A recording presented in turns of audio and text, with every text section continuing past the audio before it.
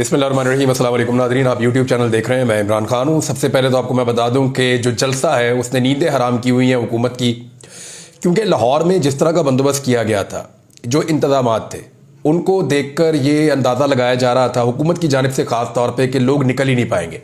यानी इतना ज़्यादा निज़ाम को अगर कस दिया जाए तो फिर लोग कैसे निकलेंगे। लेकिन इसके बावजूद लोग पहुँच गए। यहाँ तक कि जगह जगह रुकावटें डाली गई, बैरियर्स लगाए गए, जगह जगह के ऊपर खारदार तारें बिछाई गई, कंटेनर्स खड़े किए गए, लोग बेचारे सड़कें क्रॉस करते, नाले क्रॉस करते। अब आज मनाजिर आ रहे हैं कि लोग किस तरह जलसागाह में पहुंचे हैं।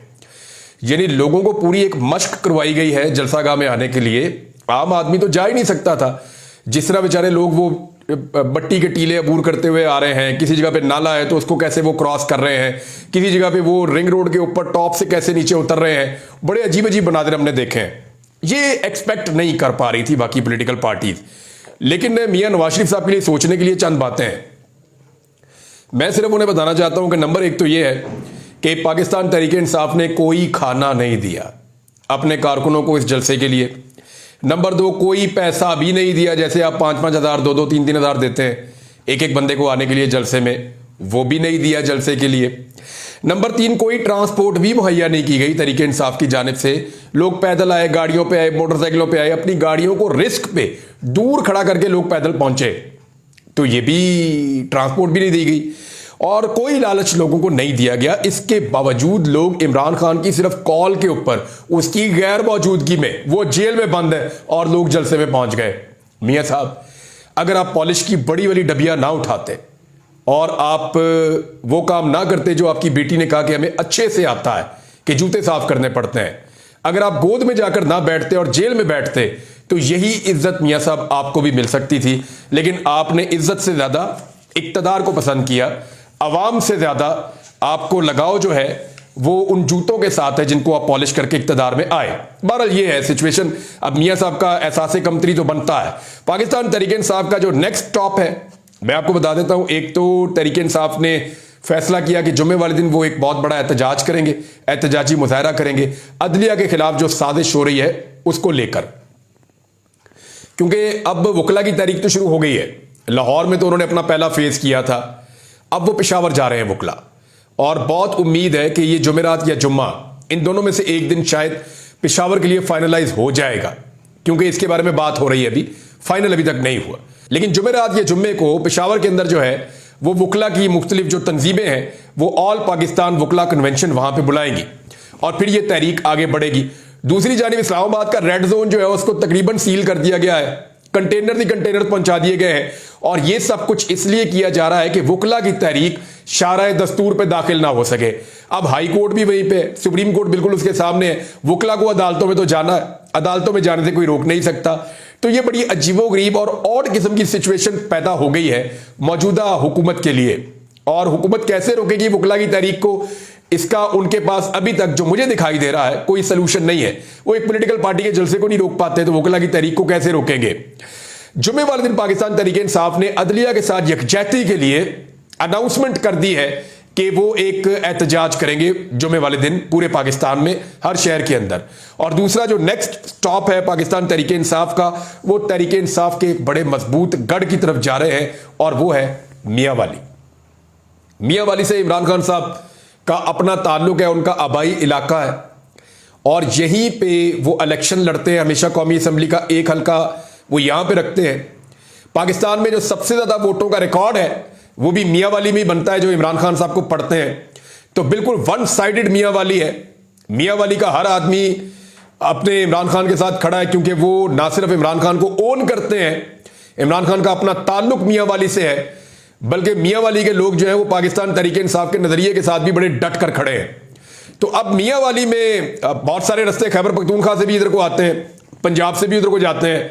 तो ये जो सॉल्ट रेंज का रीजन है ये सारा मियां वाली की तरफ जाएगा, और ये एक बड़ा भरपूर जलसा होने वाला है।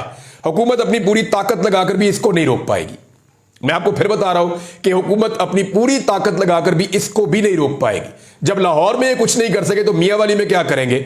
और मियां वालियों को तो सब जानते हैं कि जब वो ठान लेते हैं कोई काम करने का तो फिर वो कैसे करते हैं, ये आप देख लीजिएगा। मियां वाली में अगला जलसा आने वाला है। अब बहुत थोड़े वक्त में पाकिस्तान तहरीके इंसाफ ने जलसा करने का एक नया रिकॉर्ड कायम किया है, लेकिन इस बीच में मुझे याद आया कि इसका आगाज हो गया था 2022 में। मई 2022 में आपको याद होगा सियालकोट में एक जलसा था पाकिस्तान तहरीके इंसाफ का, और जिस ग्राउंड में यह जलसा हो रहा था, जहां इंतजाम किए जा रहे थे, तो पुलिस ने सुबह सुबह आके वहां का डीपीओ था हसन, जिसको मरियम नवाज ने आपको याद होगा एक ट्वीट करके कहा था शाबाश हसन। जब हसन ने पूरा निजाम उखेड़ दिया, मशीनें लाकर जलसागाह की सारी चीजें तोड़ दी, पाइप उखेड़ दिए, स्टेज उखेड़ दिया सुबह सुबह, तो ये सारा कुछ हसन ने किया था। ये वही हसन है जिसने मुझे गिरफ्तार किया था पहले सियालकोट से, और फिर मुझे हसास इदारों के हवाले कर दिया जहां पे मैं 5 महीने तक तकलीफ बर्दाश्त करता रहा। ये वही हसन है, और इसी ने मुझे प्लेट में रखकर अपने आईजी के हुक्म के ऊपर मुझे हवाले किया था एजेंसियों के। बहरहाल ये जो हसन है, इसको शाबाश दी थी मरियम नवाज ने। तो उस दिन पाकिस्तान तहरीके इंसाफ ने 8 घंटे में एक नया जलसा किया था, डार बरादरान ने अपनी फैक्ट्री के अंदर किया था। तो मुझे याद है कि मैं कई किलोमीटर पैदल चल के गया था, इतनी दुनिया इकट्ठी हो गई थी, इतनी बड़ी तादाद में लोग आए थे। तो तहरीके इंसाफ की ट्रेनिंग बड़ी अच्छी हो रही है इन सारे हालात में। अच्छा जी, अब एक और चीज है, इमरान खान साहब के खिलाफ एक नया प्रोपेगेंडा लॉन्च किया गया, और वो प्रोपेगेंडा ये है कि इमरान खान यहूदियों का एजेंट है।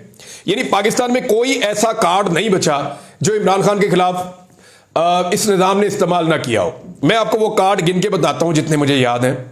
लिसानियत का कार्ड इमरान खान के खिलाफ इस्तेमाल हुआ, औरत कार्ड इमरान खान के खिलाफ बार बार इस्तेमाल हुआ, सुबाइयत का कार्ड इमरान खान के खिलाफ बार बार इस्तेमाल हुआ, मजहब का कार्ड इमरान खान पे बार बार और इस तरह इस्तेमाल हुआ कि उनके ऊपर गोलियां तक चलवा दी, दहशतगर्दी का कार्ड यह भी इमरान खान के खिलाफ इस्तेमाल हुआ, यहूदी एजेंट होने का कार्ड यह भी इमरान खान के खिलाफ इस्तेमाल हुआ, गद्दारी और बगावत का कार्ड यह भी इमरान खान के खिलाफ इस्तेमाल किया गया, मुल्क दुश्मनी का कार्ड यह भी इमरान खान के खिलाफ इस्तेमाल किया गया, फौज दुश्मनी का कार्ड यह भी इमरान खान के खिलाफ इस्तेमाल किया गया, तालिबान का कार्ड इमरान खान के खिलाफ इस्तेमाल किया गया, लिबरल होने का कार्ड इमरान खान के खिलाफ इस्तेमाल किया गया, गैर जमहूरी होने का कार्ड इमरान खान के खिलाफ इस्तेमाल किया गया। यानी कोई ऐसा कार्ड पाकिस्तान में मौजूद नहीं है जो पाकिस्तान के निजाम ने इमरान खान के खिलाफ इस्तेमाल ना किया हो। लेकिन पाकिस्तानियों ने इमरान खान को अपनी जिद बना लिया है, वो मानते ही नहीं है, वो तस्लीम नहीं करते। अभी जेरूसलम पोस्ट के अंदर एक खबर छपी है, और खबर तो नहीं है, एक आर्टिकल है, एक तज्जिया एक शख्स का, और उसका नाम है, जिस शख्स ने ये लिखा है, हैरी रिचर। उसने ये तज्जिया छापा, और उसके अंदर वो ये कह रहा है कि इसराइल का बड़ा लंबा अरसा हो गया है, किसी नए मुल्क ने इसराइल को तस्लीम नहीं किया। मुसलमान ममालिक और अरब ममालिक इसराइल को तस्लीम पहले कर रहे थे। डोनाल्ड ट्रंप के दौर में एक डील ऑफ द सेंचुरी हुई थी। ये तस्वीर अगर आप देखें तो ये जो मेन आर्टिकल के ऊपर तस्वीर लगी हुई है, ये डील ऑफ द सेंचुरी है। यहां पे एक तरफ डोनाल्ड ट्रंप खड़ा है, उसके साथ नेतन्याहू इसराइली वजीर आजम है, और एक तरफ बहरीन का वजीर खारजा और एक तरफ यूएई का वजीर खारजा है। तो इन दो मुल्कों ने इसराइल को तस्लीम किया था, इसराइल के साथ हालात को नॉर्मलाइज किया था, तो इसको डील ऑफ द सेंचुरी कहते हैं। डोनाल्ड ट्रंप ने गालिबन इसका नाम दिया था। अब वो ये कह रहे हैं कि डोनाल्ड ट्रंप क्योंकि अमेरिका में इलेक्शन जीतकर वापस आने वाला है, तो दोबारा मुसलमान मुल्क इसराइल को तस्लीम करना शुरू हो जाएंगे। ये है एक्चुअल आर्टिकल, और उसमें वो ये कह रहा है कि इसराइल की नजरें या जो तवज्जो है वो दो मुल्कों की तरफ होनी चाहिए, जिनमें एक पाकिस्तान है और एक इंडोनेशिया है। ये दोनों वो ममालिक हैं जिनकी आबादी बहुत बड़ी है। मुसलमानों की आबादी में बड़ी बड़ी जो आबादी है वो इन दो मुल्कों के हवाले से है। इसमें इंडिया का तस्करा भी है, बाकी ममालिक का तस्करा भी है, ट्रंप का भी है। तो इमरान खान के बारे में उन्होंने लिखा कि जनाब इमरान खान साहब ने कोई इशारा दिया है। मैं आपको अगर एग्जैक्टली आपको पढ़ के बताऊं, इसमें जो इमरान खान के बारे में जुमले हैं 2-3, मैं आपको वो बता देता हूं। एक तो यह है कि साबिक वजीर आज़म इमरान खान ने इसराइली पॉलिसियों के खिलाफ सख्त बयानबाजी के बावजूद पाकिस्तान को अपनी खारजा पॉलिसी का रास्ता बनाने की जरूरत का इशारा दिया है। कहां दिया है, हमने तो आज तक नहीं देखा। नंबर 1, अभी मैं आपको हकायक बताऊंगा, कुछ ऐसी चीजें बताऊंगा जो पाकिस्तान के बहुत सारे सहाफी गवाह हैं और वो बताएंगे भी। फिर उन्होंने कहा जी कि ये उम्मीद की जा सकती है कि इमरान खान साहब पाकिस्तान की जो मिलिट्री है उनकी राय को तब्दील कर सकते हैं फौजी एस्टेब्लिशमेंट की इसराइल के बारे में, क्योंकि फौजी एस्टेब्लिशमेंट ये सोचती है कि इसराइल को तस्लीम नहीं करना चाहिए। ये वहां पे छपा है। ये जी 15 सितंबर का आर्टिकल है। अब इसको पाकिस्तान के मीडिया में ऐसे छापा जा रहा है जैसे इमरान खान इसराइल के साथ जाकर खड़े हो गए और इसराइल को तस्लीम करने ही वाले थे अगर कहीं रजीम चेंज ऑपरेशन ना होता तो। अब मैं आपको बताता हूं हकायक, और ये हकायक मैंने लिखकर इसलिए रखे ताकि कोई चीज गलत ना हो और एक एक चीज वेरीफाइड है। पाकिस्तान का इमरान खान वो वाहिद लीडर है जिसने मुल्की और आलमी सतह के ऊपर इस्लामोफोबिया के खिलाफ और इसराइली मजालम के खिलाफ सबसे बढ़कर आवाज उठाई है। इमरान खान वाहिद आदमी है जिसने फलस्तीनियों के ऊपर जो जुल्म हो रहा था उसको दुनिया की सबसे बड़ी जेल करार दिया था। गजा में जिस तरह से उन्होंने सराउंड किया हुआ है, चारों तरफ से घेरा हुआ है, उसको इमरान खान ने पहली मर्तबा यह करार दिया कि ये दुनिया की सबसे बड़ी इंसानी जेल है जिसके अंदर फलस्तीनियों को बंद किया गया है। और वो वाहिद लीडर है जिसने अल्लाह को गवाह बनाकर कहा था कि मैं अल्लाह को क्या जवाब दूंगा अगर मैं इसराइल को तस्लीम कर लेता हूं। फलस्तीन का मसला हल करने के लिए इमरान खान ने पाकिस्तानी वज़ीर आज़म में अब तक सबसे ज्यादा जोर दिया है। आप अक़वाम मुत्तहिदा में इमरान खान साहब की तकरीर उठाएं, उसका उर्दू ट्रांसलेशन करें और उसको आप पढ़ें तो आपको आइडिया हो जाएगा कि इमरान खान से ज्यादा जोरदार तरीके से कोई और फलस्तीनियों के हक में खड़ा नहीं हुआ। एक चीज और है, आप जरा एक बात सोचें, अगर इमरान खान इसराइल का एजेंट है या यहूदियों का एजेंट है तो जेरूशलम पोस्ट को यह बात नहीं पता कि जब हम उसके हक में लिखेंगे तो पाकिस्तान में उसकी ऐसी तैसी हो जाएगी। वो तो अपने एसेट को कभी भी एक्सपोज नहीं करेंगे, दुनिया को पता नहीं चलने देंगे कि उनका एसेट कौन है। हाँ, इमरान खान की क्योंकि उनके साथ एक मुखालफत है तो इसलिए वो इमरान खान को पॉलिटिकली डैमेज करने के लिए ये कर सकते हैं। जो लोग आज जेरूशलम पोस्ट की गवाहियां दे रहे हैं या वो ये कह रहे हैं कि जेरूशलम पोस्ट ने जो लिखा या वो जो आर्टिकल उसके अंदर छपा उसमें जिस बंदे के जो ख्यालात हैं वो इमरान खान के बारे में बिल्कुल दुरुस्त हैं, तो उनको ये भी बताना चाहता हूं मैं कि जब मासूम फलस्तीनी शहीद होते हैं ना तो जेरूशलम पोस्ट उनको दहशतगर्द कहता है और उन पर जो मजालिम होते हैं उनको दुरुस्त कार्रवाई करार देता है। अपनी आज़ादी के लिए जो लोग वहां पे फलस्तीन में खड़े होते हैं या जहाद करते हैं उनको आलमी दहशतगर्द करार देता है जेरूशलम पोस्ट। मासूम बच्चों पर, अस्पतालों पर, स्कूलों पर और पनाहगज़ीन की बस्तियों के ऊपर जब अटैक होता है या बमबारी होती है तो उसको भी जवाब फराहम करता है जेरूशलम पोस्ट। तो अगर आप गवाही दे रहे हैं जेरूशलम पोस्ट की तो ये चीजें भी आप अपने ज़हन में रख लें कि आप किसके हक में गवाही दे रहे हैं। पाकिस्तानी बेवकूफ़ तो नहीं है ना, पाकिस्तानियों को पता है कि कौन कहां खड़ा है और इमरान खान ने कितनी आवाज़ उठाई फ़लस्तीनियों के हक में और इसराइली मजालम के खिलाफ। ये एक हकीकत है और इससे आप भाग नहीं सकते। इमरान खान ने इस्लामोफोबिया के ऊपर इतनी आवाज़ उठाई कि आज इस्लामोफोबिया के बारे में जो आलमी दिन मनाया जाता है वो इमरान खान साहब ने ये कोशिशें की और उसी निस्बत से वो आलमी दिन मनाया जाता है। इसराइली ये बात बहुत अच्छी तरह जानते हैं कि जो आदमी भी पाकिस्तान में इसराइल की हमायत करेगा वो पाकिस्तान में अपनी मकबूलियत खो देगा और इसराइली अखबारात जिस आदमी की इसराइल में हमायत करेंगे वो आदमी भी पाकिस्तान में अपनी मकबूलियत खो देगा। आप सोचिए कि इस अहम मौके के ऊपर इसराइल के अंदर, इसराइली अखबार के अंदर इमरान खान के बारे में ये जुमले लिखने का मकसद क्या है? ये सिर्फ और सिर्फ हुकूमत को चारा फराहम करना है, क्योंकि हुकूमत बेचारी हो चुकी है, हुकूमत के पास कोई चारा नहीं है, कोई रास्ता नहीं बचा इमरान खान से बचे कैसे। तो अब ये एक कार्ड दोबारा उनको दिया गया है कि इसको इस्तेमाल कर लो। इमरान खान को उसकी शोहरत को नुकसान पहुंचाने के लिए और मौजूदा रजीम को ऑक्सीजन फराहम करने के लिए ये उनकी हमदर्दी के तौर पे किया गया है और वो इसको ऐसे ही इस्तेमाल कर रहे हैं। अब मैं आपको बताता हूं कि वो कौन था। यानी इमरान खान साहब का तो बड़ी वजाहत के साथ हमने ऑफ द रिकॉर्ड पूछा, ऑन द रिकॉर्ड पूछा, बार बार उनसे बात की। उन्होंने ये भी बताया कि मेरे ऊपर दबाव भी आता है मुसलमान मुल्कों से, लेकिन मैं कभी भी इसराइल को तस्लीम नहीं करूंगा। फलस्तीनियों को उनका हक मिलना चाहिए। जब तक फलस्तीनियों को उनका हक नहीं दिलवा देंगे तब तक हम कोई इस बारे में सोच भी नहीं सकते। ये इमरान खान साहब का कहना था। अब उस दौर में जनरल बाजवा जब मिलते थे बासर अफराद से या सहाफियों से तो वो क्या कहते थे, सहाफी पहले ही बता चुके हैं। वो बार बार कहते थे कि इसराइल के साथ नॉर्मलाइजेशन अगर अरब ममालिक कर रहे हैं तो हम क्यों नहीं कर सकते।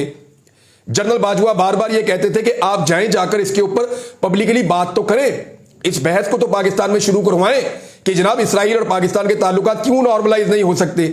जनरल बाजवा सहाफियों को बिठा के लेक्चर्स देते थे। एक दफा मैं भी वहां पे मौजूद था, दो चीजों के ऊपर। एक, वो ये कहते थे कि जनाब इसराइल के साथ नॉर्मलाइजेशन को पाकिस्तान को बहस करनी चाहिए, जब अरब ममालिक कर रहे हैं तो हम क्यों नहीं कर रहे, हमें भी अपने बारे में सोचना चाहिए, हमें बहुत फायदा हो सकता है। यह बात इस आर्टिकल में भी लिखी गई है जो जनरल बाजवा साहब करते थे। लेकिन जनरल बाजवा का तस्करा तो कर नहीं रही ये आर्टिकल, क्यों नहीं कर रहा, जरा इसके बारे में आप सोचिएगा। वो जनरल बाजवा जो हमें बुलाकर कहते थे इसराइल के बारे में, उनके बारे में एक जुमला नहीं लिखा, और वो इमरान खान जो इसराइल के खिलाफ हमसे बात करता था उसके बारे में जुमले लिखती है। समझ आ रही है आपको? हामिद मीर साहब आपको गवाही देंगे, नसीम ज़ारा साहब आपको गवाही देंगी, और बहुत सारे सहाफ़ी हैं। मैं नाम लेके मुश्किल में नहीं डालना चाहता, ये दलेर लोग हैं, मैंने इसलिए इनके नाम ले लिए हैं। अरशद शरीफ जिंदा होते तो वो आपको गवाही देते। कुछ सहाफ़ियों ने मुझे टेलीफोन करके कहा कि हमारे ऊपर दबाव है कि हम इसराइल के साथ ताल्लुकात के बारे में प्रोग्राम करें। और मैंने कहा भाई प्रोग्राम ना कर देना, लोग आपका घर जला देंगे। यहां तक नौबत आ गई थी। तो ये तो जनरल बाजवा ने दो चीजें तो हमसे कही थी कि इंडिया के साथ कश्मीर को छोड़कर हमें मामला नॉर्मलाइज करने चाहिए, कश्मीर को भी भूल जाएं।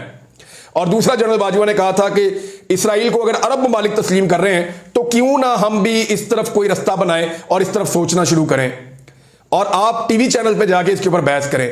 तो ये तो जनरल बाजवा कहते थे। इमरान खान ने तो बिल्कुल ये बारे में बात नहीं की थी, बल्कि वो कैटेगोरिकली कहते थे कि मैं कभी भी इसराइल को तस्लीम नहीं करूंगा, फलस्तीनियों को पहले उनका हक मिलना चाहिए। नाज़रीन, कुछ और गवाहियां भी आ रही हैं। PMLN के बहुत सारे लोग अब ये बताना शुरू हो गए हैं कि हमें तो पता ही नहीं था कि आईनी तरमीम में क्या लिखा हुआ है, हमसे तो किसी ने शेयर ही नहीं किया था। सीनियर रहनुमा है और कैसर अहमद शेख साहब, ये मेंबर कौमी असम्बली हैं PMLN के, और ये भी कह रहे हैं जी मुझे तो कुछ पता नहीं था कि क्या तरमीम आ रही है, हमें तो बुला के उन्होंने बैठा दिया कि जी आपने वोट डालना है। और जो गवर्नर पंजाब है वो भी अब मुस्लिम लीग नून पर बहुत तनकीद कर रहे हैं क्योंकि पीपल्स पार्टी अपनी जान छुड़ाना चाहती है। उन्होंने कहा जी कि वजीर आजम को क्या पड़ी है कि जजों की सिलेक्शन करते फिरे, होश के नाखून लें, चीजें मेरिट पर चलने दें, कोई मेरिट पर चीफ जस्टिस बनता है तो बनने दें, जाने वाले को जाने दें। लेकिन ये इतला मेरे पास है कि अगले 20 से 25 दिन के अंदर दोबारा भरपूर कोशिश की जाएगी और आईनी तरमीम को पास करवाने के लिए ये हुकूमत किसी भी लेवल तक जाएगी और इनको हर लेवल पे सहूलतकारी भी दी जाएगी। और इसमें सुप्रीम कोर्ट ऑफ पाकिस्तान का, कादी फायद ईसा साहब का बड़ा इंपॉर्टेंट रोल होगा। अब देखना यह है कि पाकिस्तान तहरीक इंसाफ इसको कैसे रोकती है। कुछ बड़ी अहम चीजें मुझे आपके साथ शेयर करनी है, लेकिन नेक्स्ट वीलॉग में कुछ अदाद शुमार भी हैं। लेकिन अब तक के लिए इतना ही। अपना ख्याल रखिएगा, अपने चैनल का भी। अल्लाह हाफिज।